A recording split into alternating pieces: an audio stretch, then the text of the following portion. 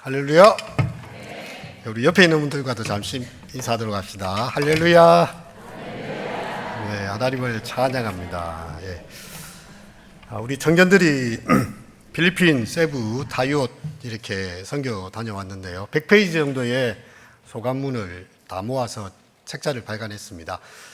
그 청년들의 통일되는 말은요, 하나님께서 우리와 동행하시고 함께 하셨다는 그런 고백이었어요. 왜냐하면 저희가 필리핀의 세부와 또 그 수상 가옥이 있는 빈민촌 타요스는 처음 방문하는 곳이었고, 뭐 저희 주 파송 선교사님도 아니고요. 모르는 곳에 던져진 듯이 갔는데 하나님께서 마치 모든 것을 준비해 놓으셨고 필요를 따라 채우시고 날씨와 일기까지도 다 인도하시면서 여기 하나님이 계시다. 하나님이 이미 이곳에 계셨다라는 그런 고백들 때문에 조금씩 적으라 했는데 막 4쪽씩 적고 이러더라고요. 그냥 한 장 보통 청년들이 적거든요. 요즘 글 적으라면 3줄 적는 친구들도 많습니다. 근데 선교에 대한 벅찬 가슴으로 막 4쪽, 5쪽, 6쪽씩 적어가지고 책을 우리가 이제 만들게 되었습니다. 여러분, 하나님과 동행하고 계십니까? 오늘 5장은, 창세기 5장은 아담의 계보입니다. 5장이 이렇게 시작되는데 이것은 아담의 계보를 적은 것이라. 하나님이 사람을 창조하실 때에 하나님의 모양대로 지으시되 남자와 여자를 창조하셨고, 이렇게 창세기의 첫 문장에서 1장에서 5장까지 오게 되는데 얼마나 많은 사건이 있었는지 우리는 보게 됩니다. 이 계보에서 7번째로 등장하는 사람 누구입니까? 에녹입니다. 에녹. 성경은 특별히 7째 사람 혹은 이 7이라는 숫자를 완벽한 숫자, 뭔가 의미 있는 숫자로 두고 있습니다. 하나님께서도 6일 동안에 천지 만물을 창조하셨고 7일째 안식하며 쉬셨고 그 모든 것이 창조의 완성이었어요. 근데 에녹이 7번째에 나오고 있는데 그에게는 죽었다는 단어가 등장하지 않습니다. 처음으로 등장하는 모든 사람의 죽음의 계보인데 죽음의 계보에서 죽음을 비껴가고 하나님께서 그를 데려가셨다는 그런 사람이 되고 있죠. 어떻게 보면 오랫동안 살았던 머두셀라 같은 969세 살았던 사람도 있지만 에녹이 더 부러워요. 이거는 죽음을 보지 않고 하나님께서 데려가셨거든요. 오래 살기만 하는 것이 과연 그것이 다 축복이라 할 수 있는가?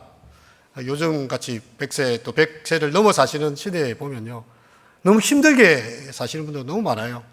건강하게 오래 사셔야 되는데 99세까지 팔팔하게 살다가 한 하루 이틀 하다가 3일 있다가 4일째 1, 2, 3, 4 하는 게 제일 행복이다 이런 말도 있더라고요.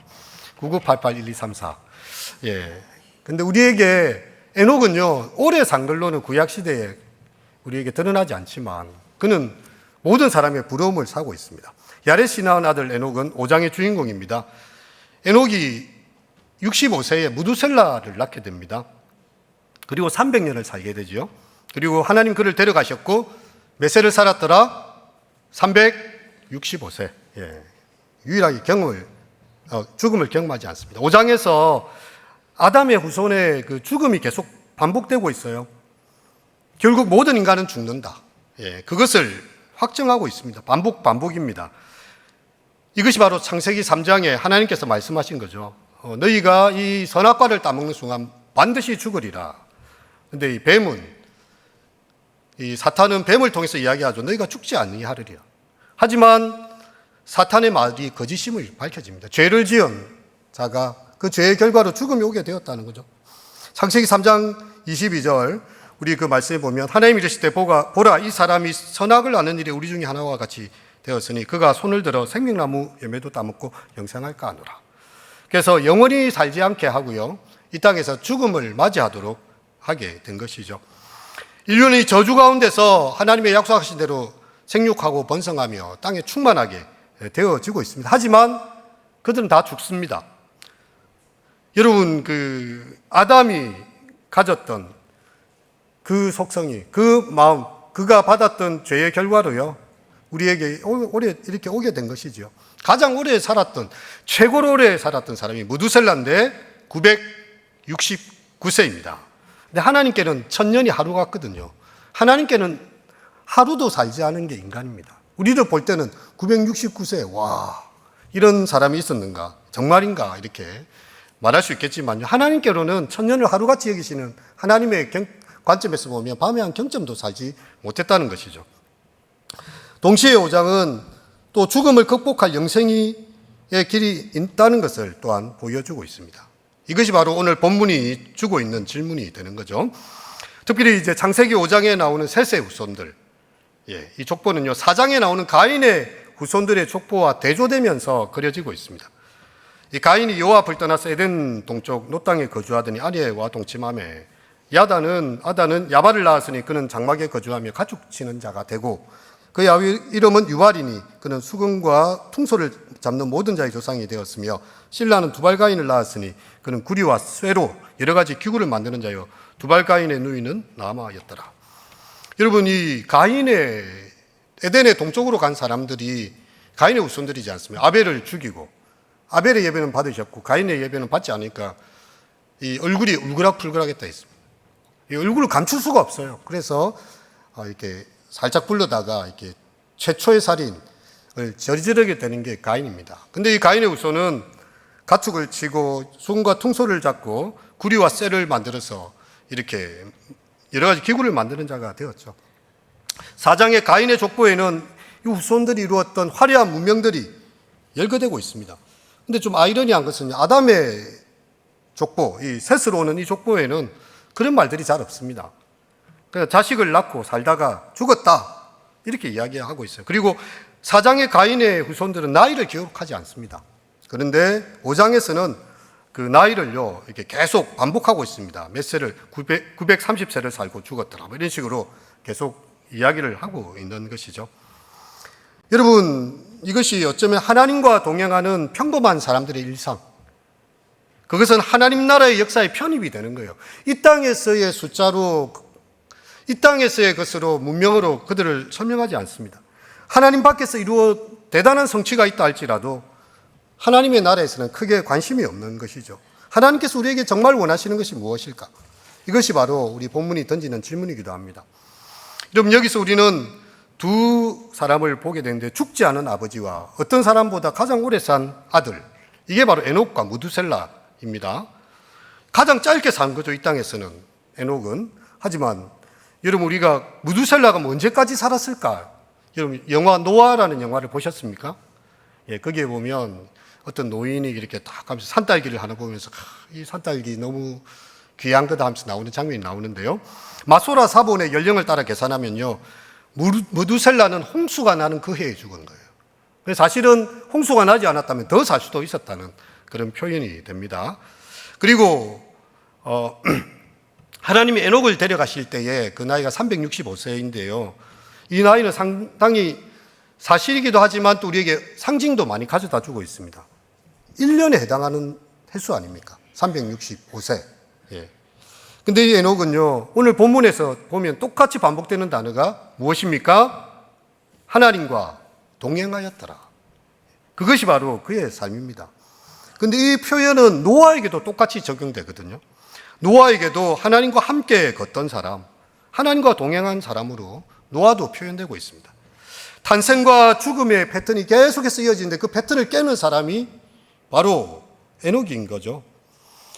죽었다는 동사는 사라져버립니다. 대신에 하나님이 그를 데려가셨다. 이렇게 세상에 있지 않았다고 이야기합니다. 그럼 사람들이 질문을 하겠죠. 이거는 죽음에 대한 이렇게 은유적인 표현인가? 아니면 죽음을 진짜 경험하지 않고 하나님 데려간 것인가? 이 성경에 보면 이것에 대해서 분명하게 이야기를 하고 있습니다. 히브리서 11장 5절에 믿음으로 에녹은 죽음을 보지 않고 옮겨졌다고 해요. 하나님께서 그냥 옮기신 거예요. 하나님 전으로. 하나님이 그를 옮기심으로 다시 보이지 아니하였느니라. 그는 옮겨지기 전에 하나님을 기쁘시게 하는 자라 하는 증거를 받았느니라. 이 사람에 대한 기록은요, 하나님께서 그와 함께 하셨고 그를 하나님을 기쁘시게 하는 자였다는 거죠. 이런 구약 성경에 죽음을 경험하지 않은 사람 또 한 사람 등장합니다. 누구입니까? 엘리야죠. 이 두 사람밖에 등장하지 않아요. 어떻게 이런 일이 가능한가? 에녹이 하나님과 동행하였고요, 에녹이 하나님과 동행하였다. 이 두 가지 말로서 그 인생이 다 요약되고 있습니다. 이걸 좀 직역을 하면요, 에녹은 그 하나님과 함께 스스로 걸어갔다. 에녹은 하나님의 뜻을 무던히 쫓았고 하나님과 같이 걸어가기를 원했던 사람이고 그렇게 살아갔다는 거죠. 이것이 바로 다른 사람들과 구별되는 삶이었습니다. 하나님과 함께 하나님의 뜻을 따라서 하나님께 묻고 하나님과 가까이 하면서 그의 삶이 항상 있었다는 것입니다. 에녹의 300년은 하나님과 함께 걸어가면서 이렇게 이야기 나누는 그런 친밀한 교제의 사람이 되는 거죠. 이 창세기 4장에 보면 죄가 본물처럼 터져가지고요, 온갖 죄가 온 세상에 편만하게 들어가는 상황 가운데 있고, 곧 이제 보면 알겠지만 노아의 시대에 사람의 생각이 항상 악할 뿐임을 보시고 그 모든 행동이 항상 악할 뿐임을 보시고 하나님께서 이 땅에 사람 지었음을 후회하시고 홍수로 썰어버리려 작정하는 장면이 곧 나오게 됩니다. 근데 그 사이에 에녹의 사건이 들어있는 것입니다. 유다서에서도 이 장면을 다루고 있습니다. 1장 14절에 보면 아담의 7대 손 에녹이 이 사람들에 대하여도 예언하여 이르기를 보라 주께서 그 수만의 거룩한 자와 함께 임하셨나니 이는 그 무사람을 심판하사 모든 경건치 않은 자가 경건하게 하지 않게 행한 모든 경건하지 않은 일과 또 경건하지 않은 죄인들이 주를 거슬러 한 모든 완악한 말로 말미암아 그들을 정죄하게 하려 하십니다. 여러분, 에녹은 어떤 사람입니까? 첫인상치고 너무 평범해요. 누구처럼 아들을 묶어서 제단 위에 제물로 바치는 그런 사람도 아닙니다. 평생 결혼도 하지 않고 복음 전파에 헌신한 사람도 아닙니다. 주를 위해 살다가 돌에 맞가 순교한 사람도 아닙니다. 목이 잘리는 그런 선지자 같은 사람도 아니에요. 그냥 에녹은 평범하게 결혼하고 아들, 딸 낳고 잘 살았다 이겁니다, 이거. 그런데 에녹은요, 다른 사람과 마찬가지로 가정을 꾸리고 자녀 낳고 그냥 살았는데 그는 하나님을 기쁘시게 하는 자라는 증거를 받았던 사람이라는 거죠. 여러분, 그는 세상 모든 사람이 가장 부러워하는 죽음을 뛰어넘는 복을 받게 된 주인공이 되었습니다. 평범하게 살았는데 어떻게 이런 일이 가능한가? 이런 복의 주인공이 되었는가? 이 사건을 통해서 우리에게 들려지는 음성이 있어요. 우리의 일상적인 삶, 평범한 삶을 통해서도 얼마든지 하나님을 기쁘시게 할 수 있는 것입니다. 지금 내가 처한 삶의 현장, 결혼을 하고 자녀를 낳고 가정을 이루는 평범한 생활 속에서도 하나님의 인정을 받을 수 있다는 거죠. 더 중요한 것은 이 내 삶의 현장에 복의 씨앗이 숨겨져 있다는 그것입니다. 에녹의 큰 상급의 출발점은요, 평범한 삶의 현장이 있었습니다.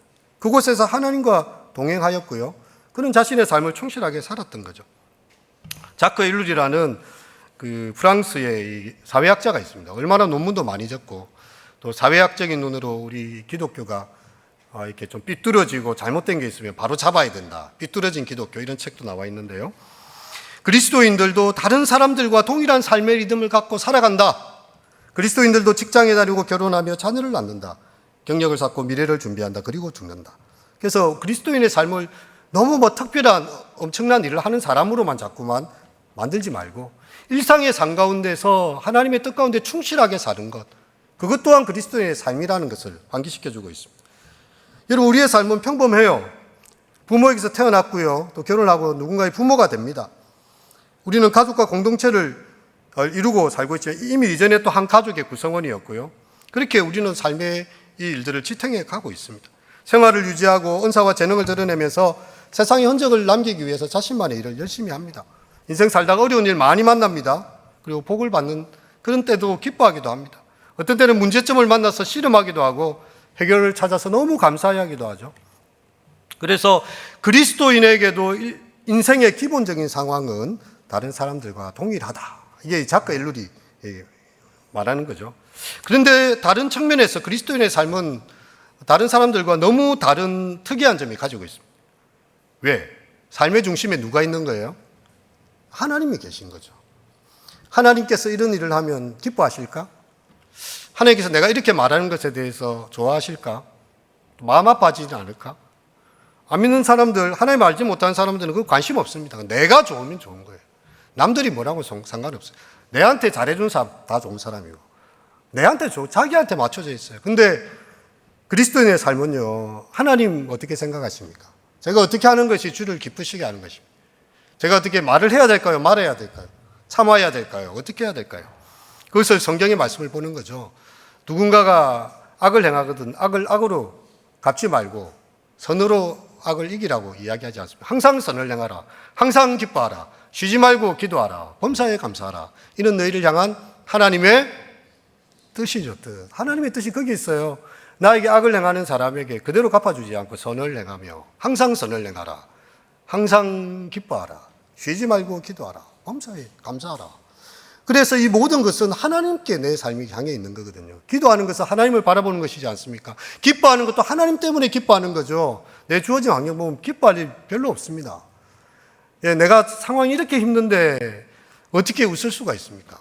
예전에 어떤 제가 있던 교회에서 고신대 복음병원에 이제 항암 투병을 하는 집사님 한 분 계셨어요. 이분은 항암 투병하는데 다른 환자들을 보면서 막 섬겨요, 막. 그리고 항상 웃고 있어요. 그럼 다른 환자들이 그 사람 보면서 좀 신기하게 생각합니다. 이 사람 약간 정신이 좀 이러신 분인가? 그렇지 않거든요. 아주 정상적이고 상식적인데 항암을 투병하는데 웃고 있어요. 자기가 앓는 암보다 더 심각한 상황인데 자기는 그것 때문에 죽을 것 같이 사람들과의 관계를 다 단절하고 말도 안 하고 있는데 이 사람이 와서 우리 환우님 뭐 괜찮습니까? 뭐 이러면서 자기 이야기를 막 들려주고 하니까 이분이 도대체 누구인가? 그 집사님이 전도를 진짜 많이 하셨거든요. 그래서 다르다는 거죠. 같은 상황에 있지만 항상 기뻐하는 거예요. 범사에 감사하는 거예요. 이 또한 주께서 모든 뜻 가운데 이루실 뜻이 있다. 비록 지금은 내가 알지 못하지만 하나님의 시간에 그 모든 것을 깨달을 날이 있다. 그 믿음으로 자기를 향해서 핍박하는 사람이 있어도 선을 행하고 사랑하고 섬기는 그런 모습인 거죠. 하나님의 뜻에 초점을 맞추는 삶입니다. 그래서 그리스도인과 비그리스도인의 유일한 차이점은요, 비그리스도인은 하나님께 대한 관심이 없습니다. 예. 무관심하게 살아가요. 혹은 하나님에 대해서 있다 해도 왜 하나님은 내 인생을 이렇게 비참하게 만들어놨네. 하나님이 살아계시는데 내 인생이 왜 이렇게 거지처럼 살아야 되느냐. 내 인생이 하나님이 계신데 왜 이렇게 불공평하냐. 맨날 이런 불평을 하든지 아니면 아예 하나님이 없든지. 근데 그리스도인들은 이 가운데도 하나님의 뜻이 있다. 그럼에도 불구하고 하나님의 뜻이 있다. 이 고난의 골짜기를 지나고 나면 내가 또 주님을 배울 날이 있고 우리가 알거니와 하나님을 사랑한 자 그 뜻대로 부르심을 입은 자에게는 모든 것이 합력하여 선을 이루는 날을 나는 보게 될 것이다. 그래서 하나님 중심으로 살아가는 거죠. 그럼 지금까지 우리가 걸어온 여정을 돌아봅시다. 여러분 우리의 삶에 하나님께서 어떻게 동행해 오셨는지 한번 기록해 봅시다. 우리 청년들도 자, 선교일지 다이어리를 기록해라 하니까 이제 막 기록을 하는 거예요. 보니까 그때 갔을 때 느꼈던 것보다 더 큰 하나님의 은혜가 다 있었던 거예요. 그걸 차마 발견하지 못하고 있었는데 글을 적다 보니까 찾는 거예요. 여러분 우리도 영적 일기를 적어볼 필요가 있습니다.